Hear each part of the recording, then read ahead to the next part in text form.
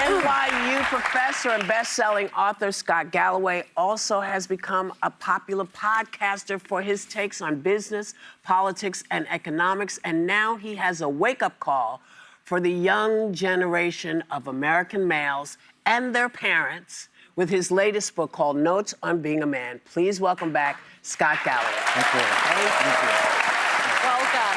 Well, Scott, I'm such a fan of yours, and I always love having you on because you have been highlighting this issue of this growing crisis with young men in our country for quite some time on your podcast, now dedicating an entire book to it. And you admit you're not an expert on it, but it's something that was important to you to sit down and tackle. Why is that? I think every young person needs a code on how to navigate thousands of decisions you have to make. You can get that code from religion, you can get it from your family, you can get it from your work. And I think a lot of young men are lacking a certain code. And I think masculinity in an aspirational format can serve as that code. I think the three legs of the stool are being a provider. I think a man needs to be economically viable. I think it's a good idea to assume that at some point he'll need to take economic responsibility for the household, which means at some point perhaps being more supportive of your partner who might be better at that money thing. Where I think a lot of our leaders fail is that prosperity is a wonderful thing, but the whole point of prosperity, the whole shooting match, is such that you can move to protection. And I think that the moments you feel most at home with your masculinity are when your kids are safe, when your partner feels noticed, and then you can move to protecting your community, protecting your country. And then the ultimate, I think, expression of masculinity is planting trees the shade of which you'll never sit under. And then finally, procreation. I think it's wonderful. I think we need to stop pathologizing men's desire to have romantic and, quite frankly, sexual relationships, because that fire can be translated into wonderful things. Wanting to be a better man, wanting to have a kindness practice. Kindness is the ultimate secret weapon for mating for men. That's true. It's true. And wanting to be a better dresser, wanting to have a plan. So I think masculinity can serve if it's reframed in an aspirational, positive way. Unfortunately, I think right now, a lot of the people we look to for leadership around masculinity have conflated it with coarseness and cruelty and have totally forgotten about the whole protection part. You weren't looking at the audience, but when you just said that we should embrace men having more sex, they were all like, Now, you write very, the book is terrific. And as I mentioned, I gave it to my son. Thank you. You write very movingly about your difficult relationship with your own dad. Yep. Who left when you were just 9 Yep. years old. And he just passed away this summer. Yep. And as you finish he passed away as you finished the book, I've learned. Now, how did your relationship with your dad inform your thoughts on how to be a man? Well, look, I was raised by a single immigrant mother, lived and died a secretary a lot of my life. But my dad checked a lot of boxes. He was, talking about protection, he, served in the Royal Navy, protected his country, and also evolved. He was a better dad to my sister than he was to me. As he got older, became very, very invested in my well-being.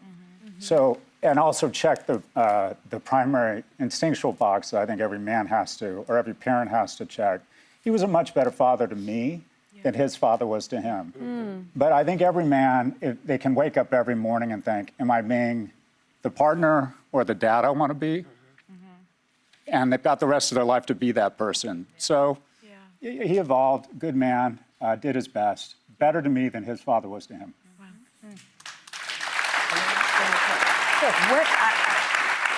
When do you think the problem for young men began? Because for the longest time, we were trying to get women to pay attention to all the things that they could be doing and how to balance. But when do you think the shift happened and it disappeared, this idea of masculinity disappeared? I think it's a lot of things. If you look at the point of failure for when a boy comes off the tracks, it's when he loses a male role model. And we have the second most single-parent homes in the world behind Sweden. And what's interesting is that a girl in a single-parent home, and let's be honest, it's always the mom. 88% of single-parent homes, it's the mom. The girl has the same outcomes, same rates of college attendance, same rates of income. a boy, when he loses a male role model at that moment, becomes more likely to be incarcerated than graduate from college. What the data shows is that while boys are physically stronger, they're emotionally and neurologically and mentally much weaker.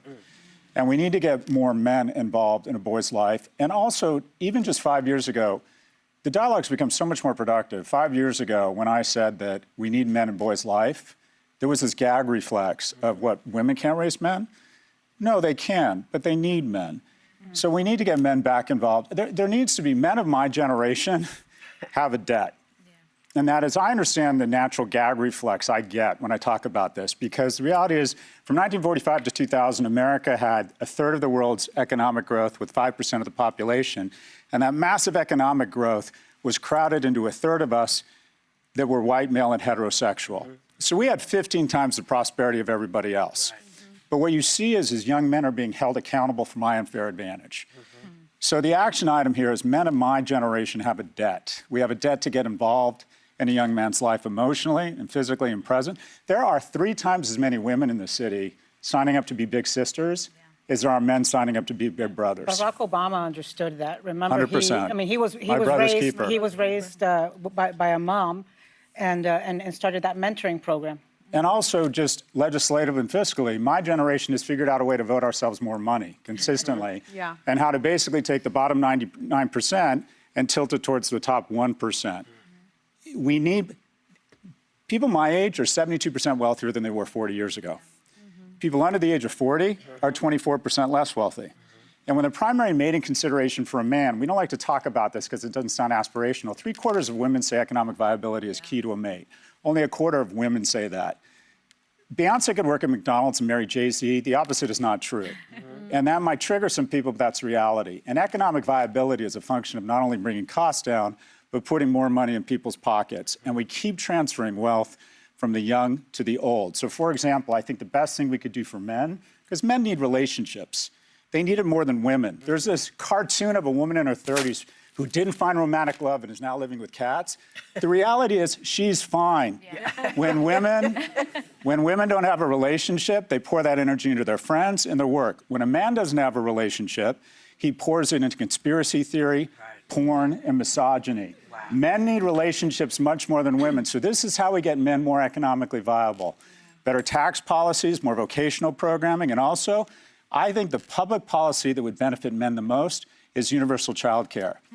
Because we need...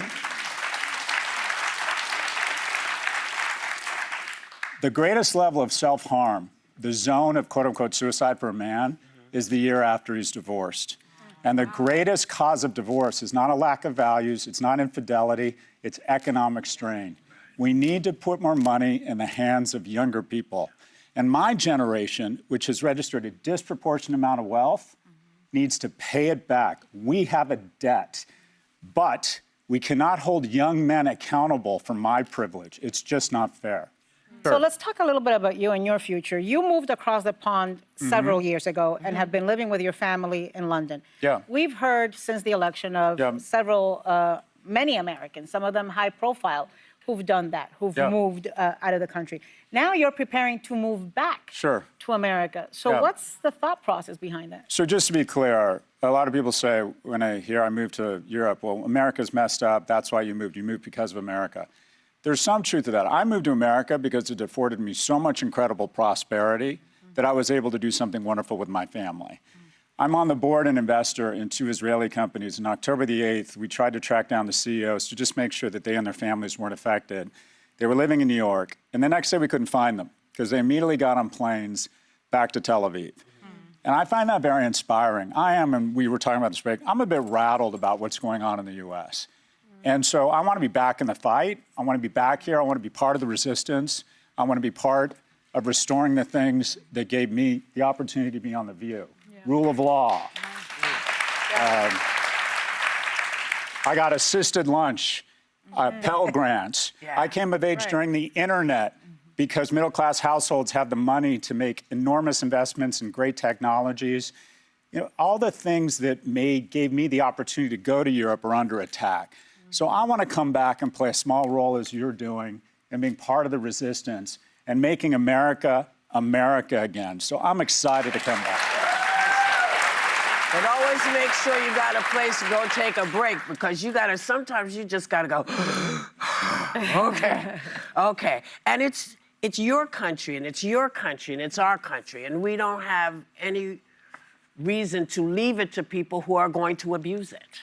So welcome back when you come back. Thank you, Whippy. You know, and when you gotta go again, we understand. Our you. thanks to Scott Galloway. The new book, Notes on Being a Man, is out tomorrow. You can scan the QR code on the screen to buy it now, but you know what, y'all?